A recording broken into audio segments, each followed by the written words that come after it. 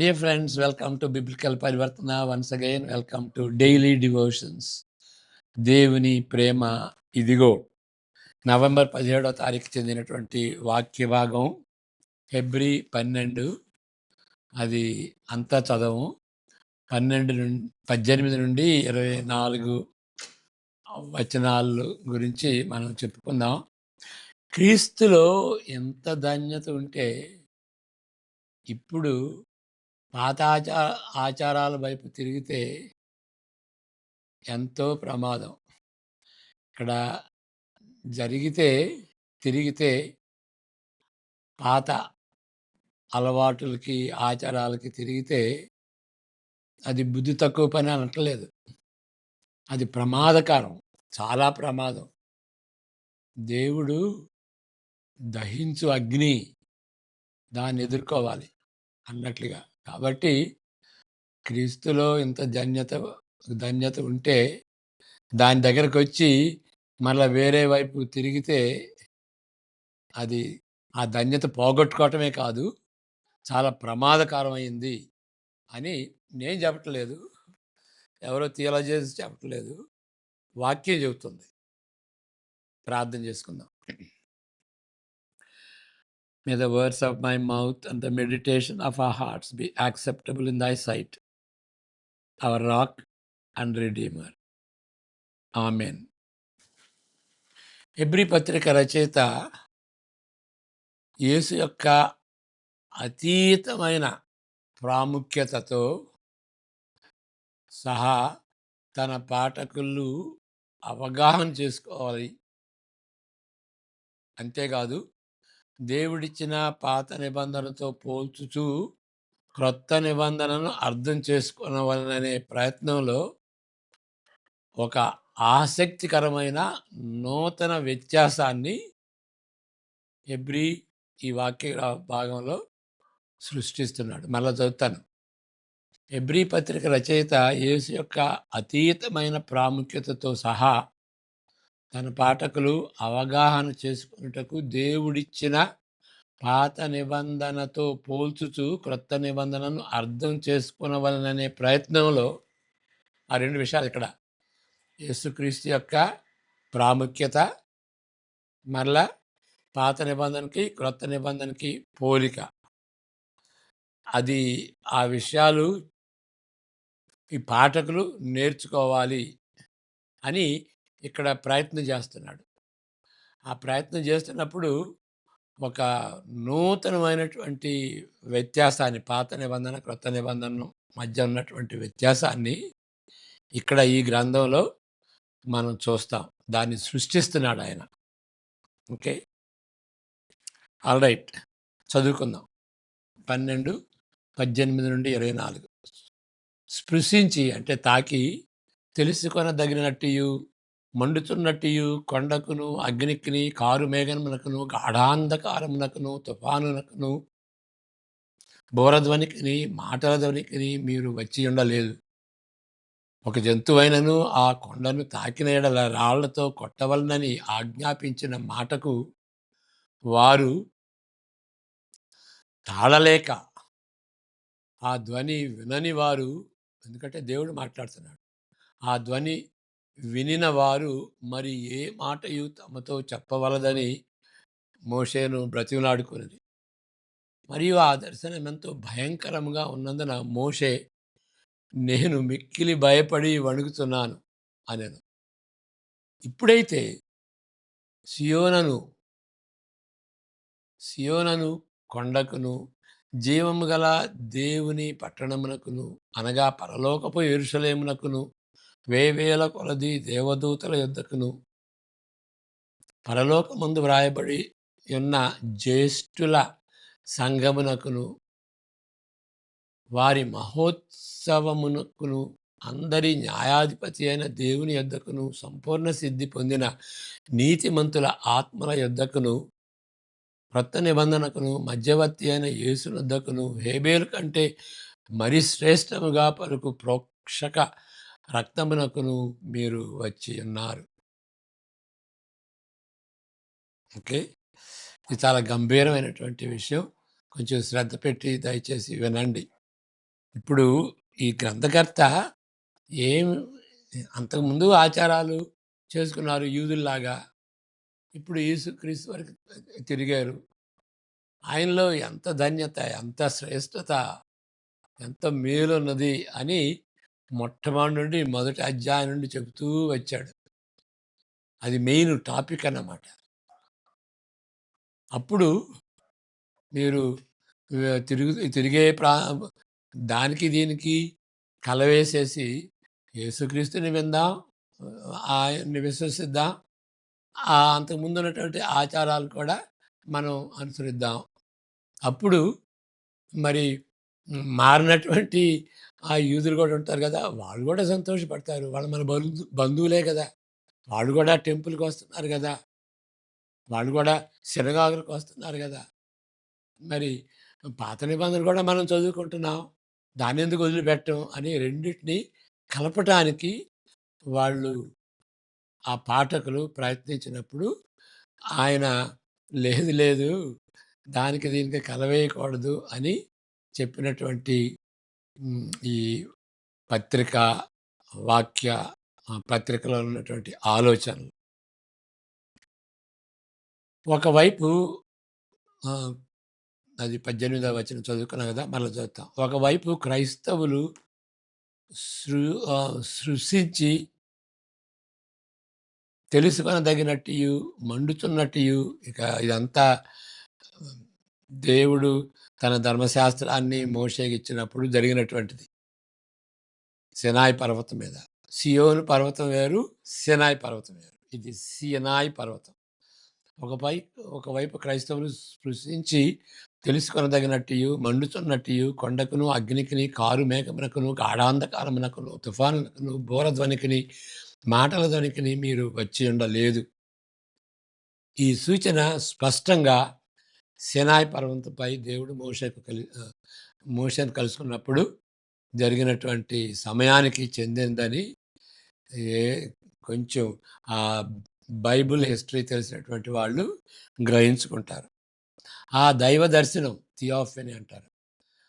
ఆ దైవ దర్శనం భయంకరమైన పదాలతో వివరించబడినది. ఒక జంతువైనను ఆ కొండను తాకిన ఎడల రాళ్లతో కొట్టబడవలెను. జంతువులు కూడా రావటానికి వీల్లేదు అని దేవుడే స్వయంగా ఆజ్ఞాపించాడు.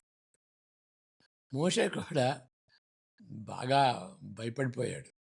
ఓకే, ప్రత్యేకించబడిన ఆ పర్వతం వద్దకు, అలాంటి సినాయి పర్వతానికి క్రైస్తవులు రాలేదు.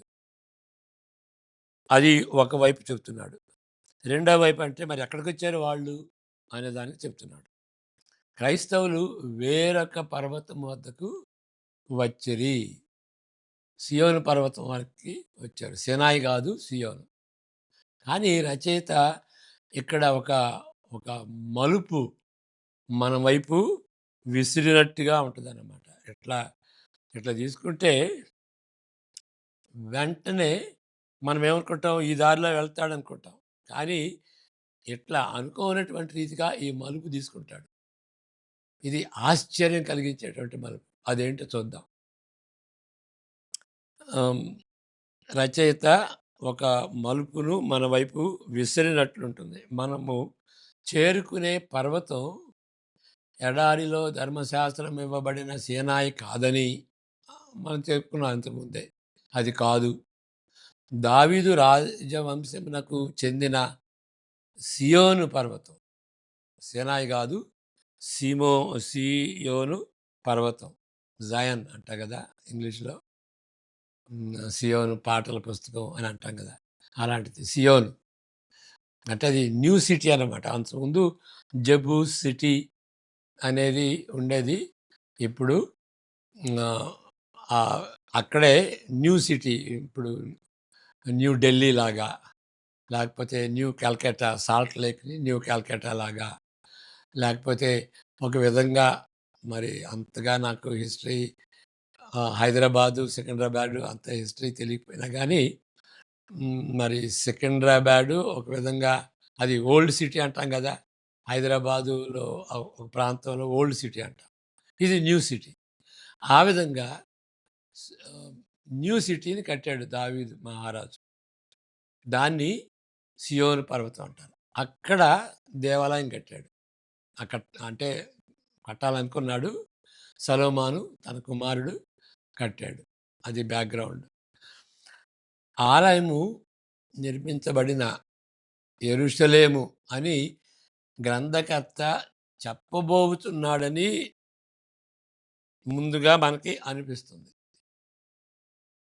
కానీ ఆయన ఏం చేస్తాడు, అకస్మాత్తుగా ఈ వచనం అంటే 22వ వచనం, భౌగోళిక చారిత్రక సియోనుపై దృష్టి ఉంచలేదని, అది అంటే భూమికి సంబంధించినటువంటి సియోను సియోనుపై ఆయన ఆ సియోను కాదు, దాని ప్రతిరూపమైన యాంటీ టైప్ అంటారు. Type, anti type. టైప్ అంటే ఛాయ అందాం. నిజం ఉంటే ఛాయ ఉంటుంది. ఆ నిజాన్ని యాంటీ టైప్ అంటారు. అది ప్రతిరూపం అన్నమాట. అది రూపము, ఇది ప్రతిరూపం. దాని గురించి చెబుతాడు. అంటే ఈ భౌగోళిక చారిత్రకమైనటువంటి సియోను అంటే ఫిజికల్‌గా యెరూషలేములో ఉండేటువంటి ఆ యొక్క సియోను పర్వతం, దాన్ని ఫిజికల్ భౌగోళిక సియోను అని అనుకుంటాం. దాని గురించి చెబుతాడు అని అనుకుంటున్నప్పుడు ఆయన దాని గురించి కూడా చెప్పడు. దేని గురించి చెప్తాడంటే పరలోకమైనటువంటి యెరూషలేమును గురించి చెప్తాడు. దానిని జీవము గల దేవుని పట్టణమునకు అనగా పరలోకపు యెరూషలేమును సూచిస్తున్నట్లు స్పష్టంగా అర్థమవుతుంది. 22వ వచనం చదువుకుందాం. 22 మరలా. ఇప్పుడైతే సియోనను కొండకును జీవము గల దేవుని పట్టణమునకును అనగా పరలోకపు యెరూషలేమునకును వేవేల కొలది దేవదూతల యొద్దకును పరలోకమందు వ్రాయబడి ఉన్న జ్యేష్ఠుల సంగమునకును అని చెప్తాడన్నమాట. ఈ విధమైన వర్గీకరణ అంటే టైపాలజీ అంటే type, anti type. Anti type అంటే నిజం, టైప్ అంటే ఛాయ. దాన్ని వర్గీకరణ అని అంటాం. ఇంగ్లీష్లో టైపాలజీ, టైప్ నమూనా, ఛాయ, అనేక విధాలుగా మోడల్ అని ఉంటుంది. కానీ ఇక్కడ వర్గీకరణ అనేటువంటి మాటలు మనం మామూలుగా వాడం. కానీ ఇక్కడ డిక్షనరీలో వర్గీకరణ అని ఉంటుంది టైపాలజీకి. అంటే మనం క్రొత్త మాటలు నేర్చుకోవాలి. ఇక్కడ బుల్ట్‌మన్ థియాలజీని చాలా కష్టం. థియాలజికల్‌గా చాలా కష్టం. దాన్ని సౌత్ కొరియా వాళ్ళు కొరియన్ భాషలోనికి ట్రాన్స్లేట్ చేసినప్పుడు ఒక్క మాట కూడా ఇంగ్లీష్ మాట వాడలేదు. చూడండి. అంటే వాళ్ళు ఆ విధంగా డెవలప్ చేసుకున్నారన్నమాట. మనం కూడా డెవలప్ చేసుకోవాలి. టైపాలజీ అంటే మరి వర్గీకరణ అని మనం నేర్చుకుందాం. ఈ ఈ విధమైనటువంటి వర్గీకరణ గురించి చాలా చెప్పవచ్చును కానీ రెండింటి పైన మాత్రమే మనసు పెడతాను అని కార్సన్ గారు అంటున్నారు. మొదటిగా ఛాయారూపంలోనున్న వర్గీకరణ ఇతర బైబిల్ గ్రంథాలకు కూడా వివరిస్తుంది. గ్రంథాలు కూడా. ఓకే. అది తప్పు. గ్రంథాలు కూడా ఈ వర్గీకరణ చెర నుండి తిరిగి వచ్చిన చరిత్రపై ఆధారపడి ఉంది. అంటే ఇది ఎప్పుడు రాశారంటే యూదులు బబిలోను మరి 70 సంవత్సరాలు అక్కడ చెరలో ఉండి తిరిగి వచ్చారు కదా. తిరిగి వచ్చేటప్పటికి వాళ్ళకి ఏమీ లేదు. యెరూషలేము పట్టణం శిథిలం అయిపోయింది. అక్కడ టెంపుల్ లేదు, ఏమీ లేదు. వాళ్ళు డిసప్పాయింట్ అయ్యారు. అప్పుడు ఇక మనకి పరలోకం అనేటువంటి యెరూషలేము ఉంది గదా! పరలోకం అనేటువంటి దేవాలయం ఉంది గదా! అని అంటాడు. అది. యెరూషలేముకు తిరిగి ఆహ్, రాలేనని చెరపట్టబడిన వారు ఆశిస్తారు. రావలెనని. అంటే వాళ్ళ ఆశ అన్నమాట. రాలేనని గాదు. రావలెనని. యెరూషలేము పునరుద్ధరణ అంతటికి ఇక్కడ కొంచెం నేను రాస్తే బాగుంటది. రావలెనని.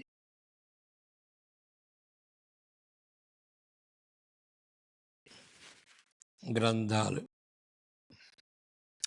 ఓకే.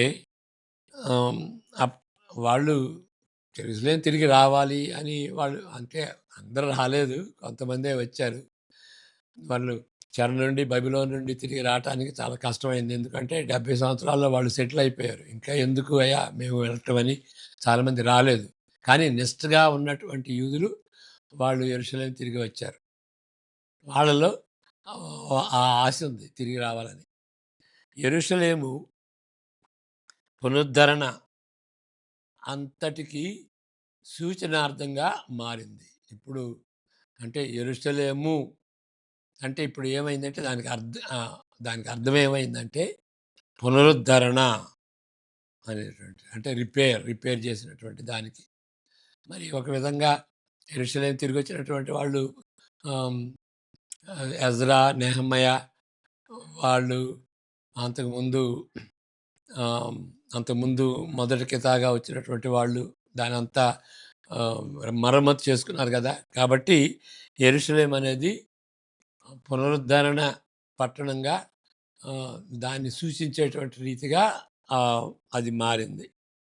అప్పటికే రెండవ దేవాలయమును గూర్చి రెండవ దేవాలయం అంటే వాళ్ళు తిరిగొచ్చిన తర్వాత మరి వాళ్ళు మరమ్మతు చేసుకున్నారు. తర్వాత హేరోదు మహారాజు చాలా సంవత్సరాలు 62 సంవత్సరాలుగా ఆయన దాన్ని కట్టాడు. అదయిన తర్వాత ఇప్పుడు ఇది జరుగుతుందన్నమాట. అప్పటికి రెండవ దేవాలయమును గూర్చిన సాహిత్యములో కొన్నిసార్లు యూదులు నూతన యెరూషలేము లాంటి పదాలని అప్పటికే వాడేసేసారు. యూదులు దాన్ని వాడేశారు. ఏంటి? నూతన యెరూషలేము అని. మరి పరలోక సంబంధమైన దానిని గురించి మాట్లాడుతూ పౌలు కూడా పైనున్న యెరూషలేము అని పేర్కొన్నాడు. గలతీ 4:26 చదువుకుందామా? గలతీ 4:26 అంటే యెరూషలేము అంటే పునరుద్ధరణకు సూచనార్థకంగా ఉండేటువంటి సిటీ. ఓకే. అయితే పైనున్న యెరూషలేము స్వతంత్రముగా ఉన్నది. అది మనకు తల్లి అని గలతీ అంటే వాళ్ళకి గూడా ఇప్పుడు గలతీలకు గూడా అదే సమస్య. ఎందుకంటే ఆహ్, వాళ్ళు తిరిగి యూదా మతానికి వెళ్ళటానికి ప్రయత్నించేటువంటి వాళ్ళన్నమాట.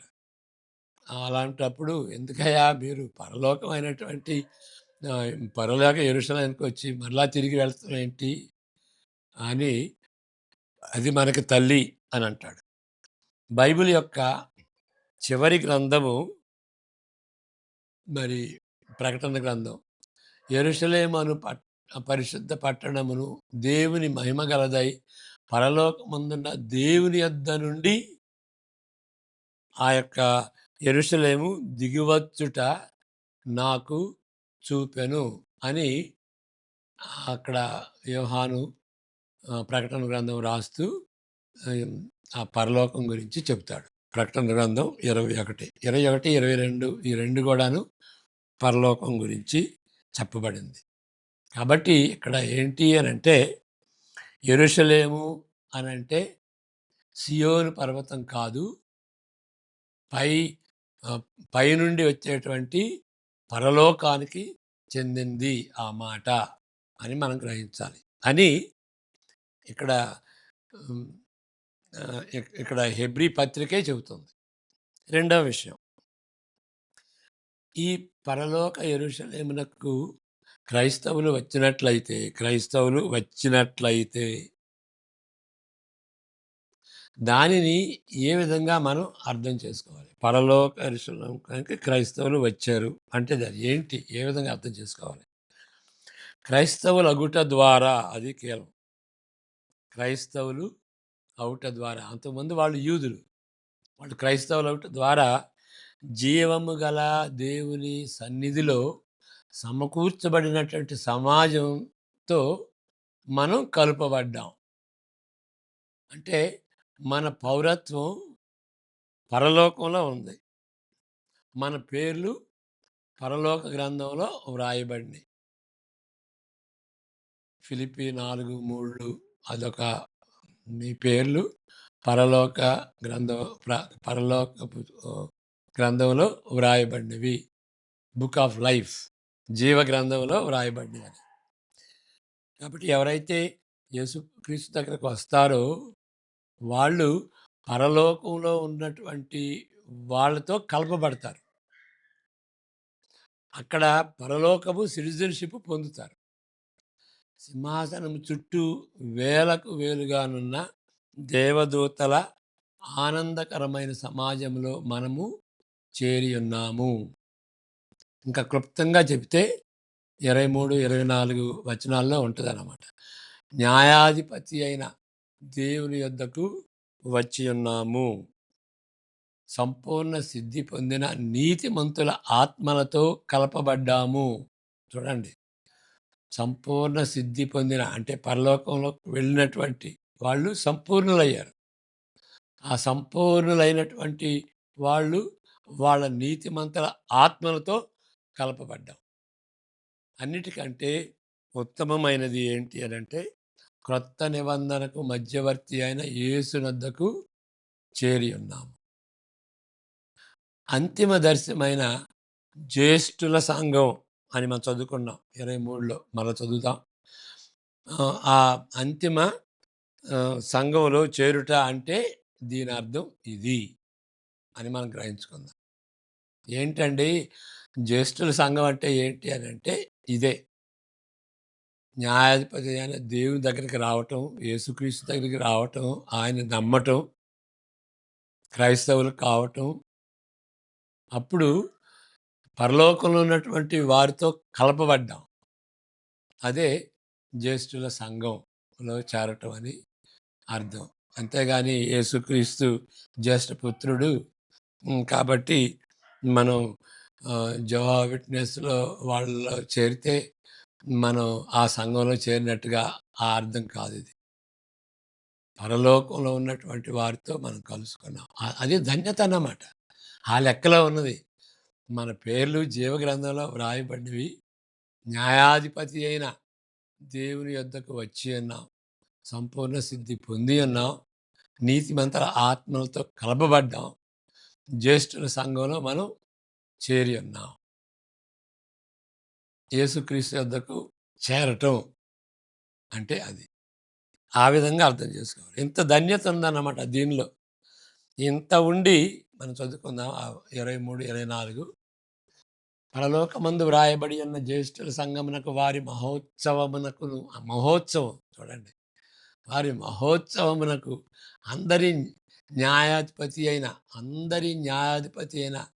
దేవుని యొద్దకును. ఇక్కడ న్యాయాధిపతి ఎందుకు ఈ మాట వాడాడు అంటే మన పక్షాన యేసుక్రీస్తు ఆ న్యాయం ప్రకారం ఆ న్యాయం తీర్చబడింది. ఆయన యొక్క మరణాన్ని బట్టి, ఆయన రక్తం కార్చిన దాన్ని బట్టి ఆయన ఆయన ఆయన దగ్గరికి వచ్చినప్పుడు మనకు న్యాయం తీర్చబడింది. సంపూర్ణ సిద్ధి పొందిన నీతిమంతుల ఆత్మ యొద్దకు వచ్చినట్టుగా మనం లెక్కించుకోవాలి. క్రొత్త నిబంధనకు మధ్యవర్తి అయిన యేసునొద్దకు హేబెలు కంటే మరి శ్రేష్టము గల పలుకు ప్రోక్షణ రక్తమునకును మీరు వచ్చి ఉన్నారు. అది ఇలాంటి విధంగా ఆయన దగ్గరికి వచ్చినప్పుడు, ఇంత ధన్యత పొందినప్పుడు మరలా తిరిగి వెళ్ళటం ఏంటి? ఎవ్రీ క్రైస్తవులారా అని గ్రంథకర్త చెప్తున్నాడు అన్నమాట. అంతేకాదు ఇది ఎంతో ప్రమాదకరమైంది. దేవుడు గాడ్ ఈజ్ కన్జ్యూమింగ్ ఫైర్, దహించు అగ్ని. భయపడండి. ఇక్కడ మోషే భయపడ్డాడు. మోషే కంటే శ్రేష్ఠుడు యేసుక్రీస్తు. మోషే చెప్పినటువంటి మాటలను ధిక్కరిస్తే అయ్యో ఎంత పనిష్మెంటు. మరి అంతకంటే గొప్పగా ఉన్నటువంటి యేసుక్రీస్తు ద్వారా వచ్చినటువంటి ఆ స్వార్థను ధిక్కరిస్తే అంతే. దాన్ని చవిచూచి అంతం వరకు గట్టిగా పట్టుకోకుండా మధ్యలో వదిలిపెట్టారంటే అసలు ఇక నిజంగా వాళ్ళు నమ్మలేదన్నమాట.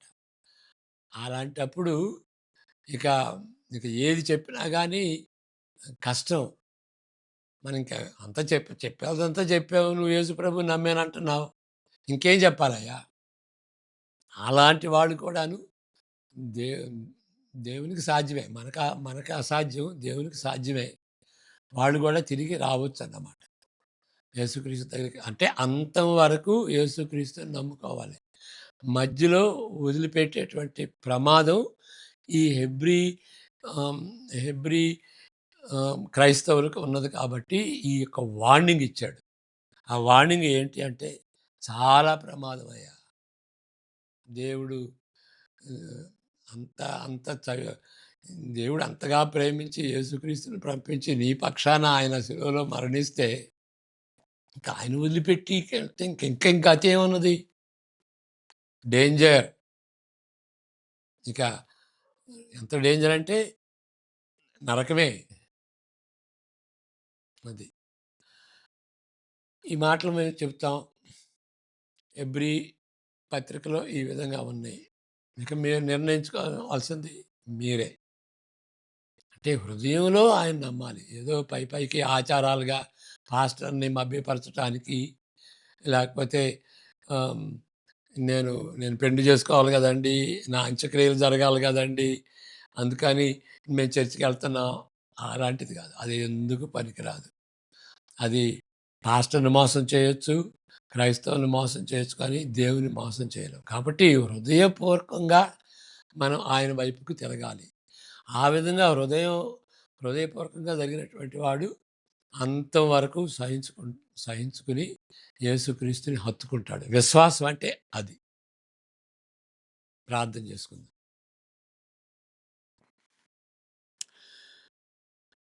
May the grace of the Lord Jesus Christ, the love of the Father, and the fellowship that the Holy Spirit gives be with each one of us now and all the days to come.